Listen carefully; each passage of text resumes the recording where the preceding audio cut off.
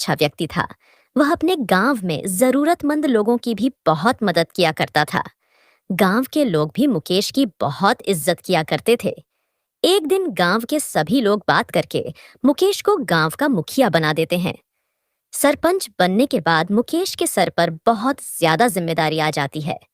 मुकेश भी हमेशा ऐसी कोशिश में रहता है कि गांव के लोगों की ज्यादा से ज्यादा मदद कर पाए। एक दिन मुकेश बैठा होता है, तभी गांव के अलग अलग लोग उसे अपनी परेशानियां बता रहे होते हैं। यह सुनकर वह बहुत परेशान हो जाता है और वही सब सोचते सोचते जंगल के रास्ते अपने घर के लिए निकल जाता है। मुकेश को जंगल के रास्ते से जाते हुए देखकर तेज सिंह, जो कि गांव का ही एक व्यक्ति रहता है और वह मुकेश से बहुत जलता है, वह सोचता है कि गांव के सभी लोगों ने मिलकर इस मुकेश को गांव का मुखिया बना दिया। अरे भाई, मुझ में क्या कमी थी? मैं भी तो बन सकता था ना मुखिया। लेकिन आज तो मैं इस मुकेश को मजा चखाकर ही रहूंगा, फिर वापस कभी मुखिया बनने की सोचेगा ही नहीं। मुकेश के सरपंच बनने से तेज सिंह बिल्कुल भी खुश नहीं था। तेज सिंह चाहता था कि गांव का मुखिया वह बने, लेकिन गांव के लोगों ने तेज सिंह की जगह मुकेश को मुखिया बना दिया। इस बात से वह बहुत जलता था। इसलिए तेज सिंह चुपके से मुकेश के पीछे जाकर उसके सर पर डंडा मार देता है, जिससे मुकेश की कुछ ही देर में मृत्यु हो जाती है। मुकेश की मृत्यु हो जाने की खबर से पूरे गांव में हड़कंप मच जाता है और अगले ही दिन गांव में सभा बुलाई जाती है। सुनो सुनो सुनो, गांव के सभी लोग ध्यान से सुनो।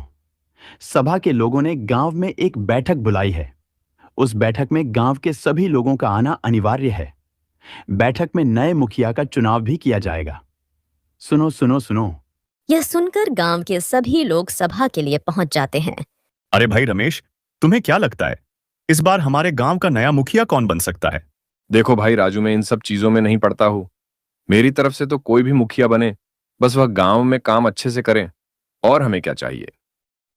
पता नहीं हमारे सरपंच की अचानक मृत्यु कैसे हो गई। भगवान उनकी आत्मा को शांति दे।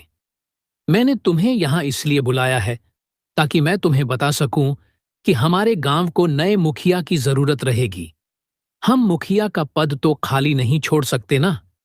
तुम्हारी इस गांव में बहुत लोगों से पहचान है, तो मैंने सोचा तुमसे भी कोई सुझाव ले लूं। हाँ सुरेश भाई, ये तो सही है कि मुखिया की जरूरत तो रहेगी ही गांव को। लेकिन तुम सभा के सदस्य हो तो तुम्हें मुझसे ज्यादा पता होगा कि मुखिया के पद के लिए कौन सही रहेगा। कोई ऐसा व्यक्ति हो जो बुद्धिमान और समझदार भी हो और जो सोच समझकर सही फैसले ले सके। अगर तुम में से भी कोई मुखिया के पद के लिए अपना काम रखना चाहता हो तो बताओ, या तुम्हारी नजर में किसी व्यक्ति का सुझाव हो तो वह बताओ। अरे भाई, मैं तो अपना ही नाम मुखिया के पद के लिए रखने को तैयार हूं। मैं साहसी भी हूं और समझदार भी। तुम तो जानते ही हो कि मैंने पिछली बार भी अपना नाम दिया था मुखिया के पद के लिए। इसलिए मुझे मुखिया के काम का अच्छा तजुर्बा भी है। बाकी आप लोगों की मर्जी। फिर क्या था, सभी लोगों ने तेज सिंह के मुखिया बनने के लिए हाँ बोल दिया और फिर सब लोग नए मुखिया का चुनाव करके अपने अपने घर चले गए। तेज सिंह भी गांव का मुखिया बनकर मन ही मन बहुत खुश हो रहा था। तेज सिंह भी अपने घर के लिए निकल गया। जब वह अपने घर जा रहा था, तभी उसे पीछे से किसी और के चलने की आवाज महसूस हुई। वह इधर उधर देखने लगता है। अरे कौन है भाई? कोई है तो सामने आओ। पीछे पीछे क्या चल रहे हो? सामने आओ तो साथ साथ ही चलेंगे। अरे लेकिन यहां तो कोई दिखाई नहीं दे रहा। लगता है कि मेरा वहम है। तेजी सिंह अपने घर पहुंच जाता है। रात को वह अपने कमरे में सोने के लिए जाता है। तब उसे फिर से महसूस होता है कि उसके आसपास कोई है। अरे कौन है? अगर कोई है तो सामने क्यों नहीं आते? मुझे क्यों परेशान कर रहे हो?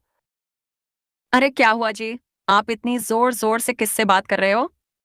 सुनीता, मुझे लग रहा है कि कोई मेरे पास है और मुझे बहुत परेशान कर रहा है।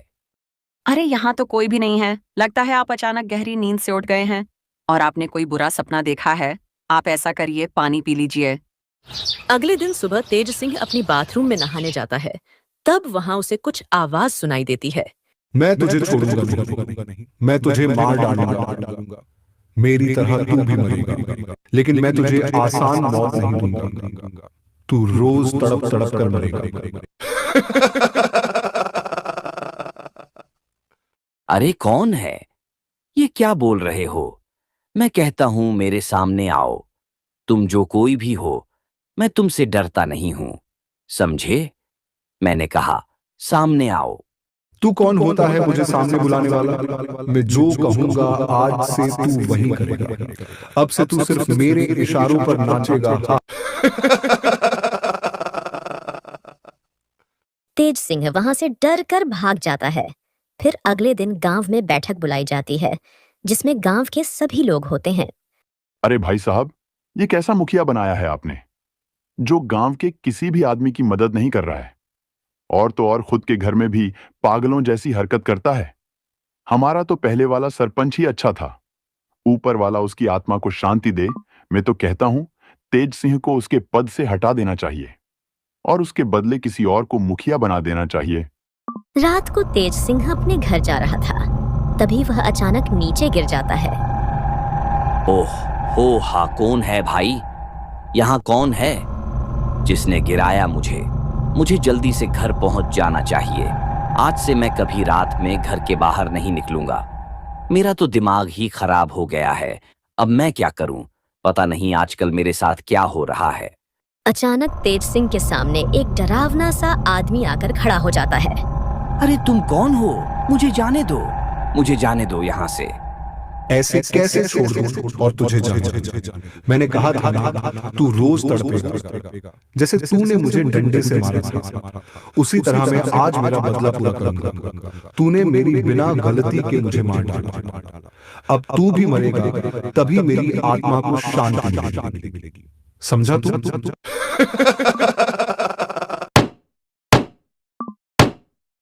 कुछ ही देर में सरपंच की आत्मा तेज सिंह को मार देती है और उसकी आत्मा को भी शांति मिल जाती है। अब गांव में राकेश नाम का व्यक्ति नया सरपंच बन जाता है, जो कि गांव के सभी व्यक्तियों की बहुत मदद करता है और गांव के लोग भी अपने नए सरपंच से बहुत खुश रहते हैं। तो दोस्तों, कैसी लगी आपको हमारी कहानी?